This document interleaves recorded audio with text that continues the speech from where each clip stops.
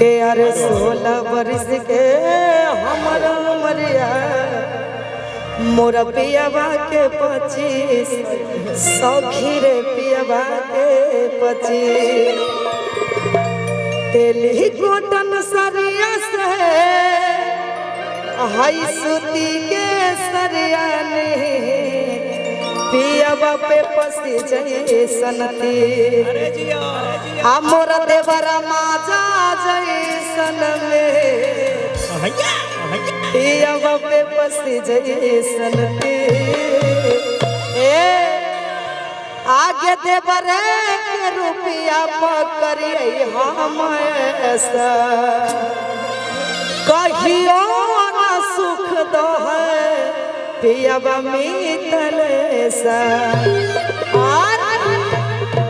बाते बात पसैया हमर बोलो है गलीस पियावा पे पस जैसन दे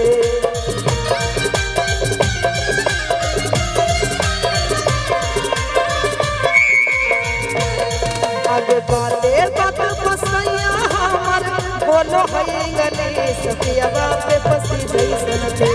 देवरा माता जैसन में पियावा पे पस जैसन दे देवरा माता जैसन में पियावा पे पस जैसन दे 16 वर्ष के हमर उमरिया पियावा के 25 सखी रे पियावा के 25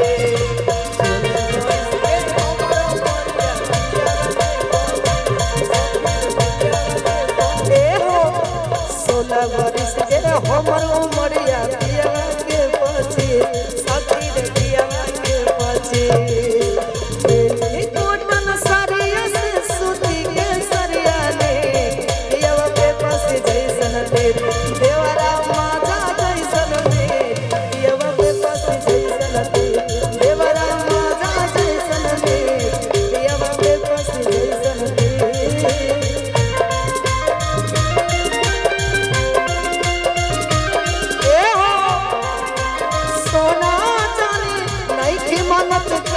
रहता आँखी के सोझा हमारा रहता आँखी के सोझा हमारा परदेसी मोर सजना रहता आँखी के सोझा हमारा परदेसी मोर सजना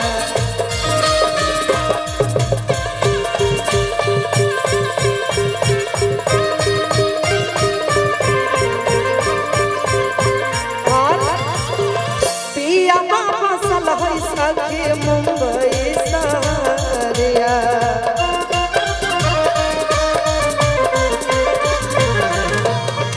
देवरे घुमावै हमारा गाया के बजरिया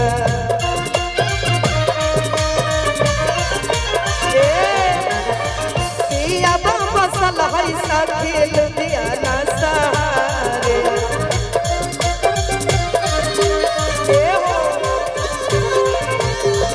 देवर घुमावै हमारा समस्तीपुर बजरिया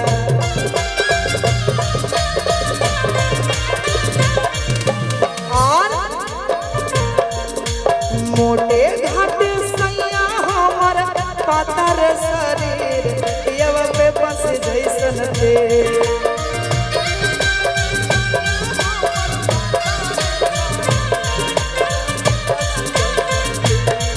अरे मोटे घाटे पियावा हमर पातर शरीर पियावा पे पस जैसन दे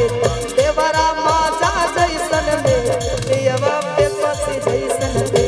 देवरा माता जैसन में पियावा पे पस जैसन दे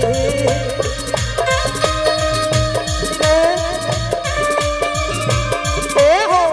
गरी गरी जाई रे गरी गरी जाई तोर कमरिया पर नजरिया हम गरी गरी जाई तोर कमरिया पर नजरिया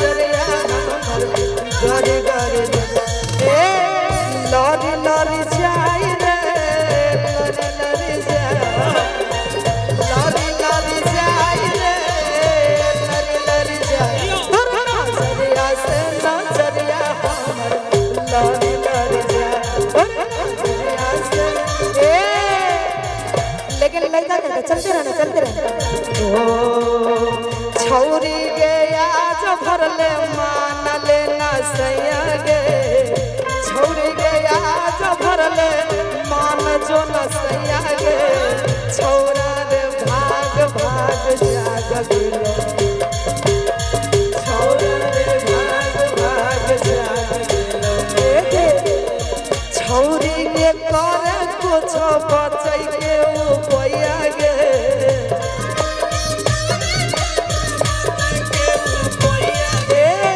छौरी के करे कुछ बचै के उपाया गे छौरा रे भाग भाग जाग गेलो छौरा रे भाग भाग जाग गेलो मैया रे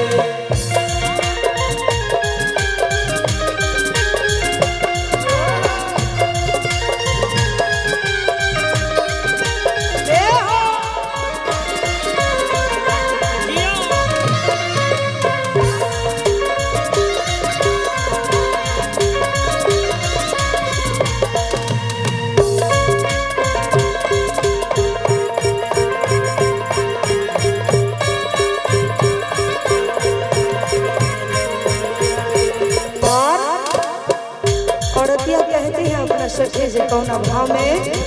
ए हो कहियो ना सुख दो है पिया निर्देश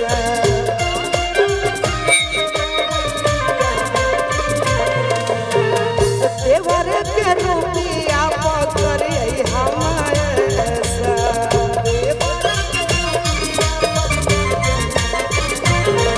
कहियो ना सुख दो देवर के रूपिया पकड़े हमारे मोटे घाट सैया हमर पतर शरीर यमने बस जैसन के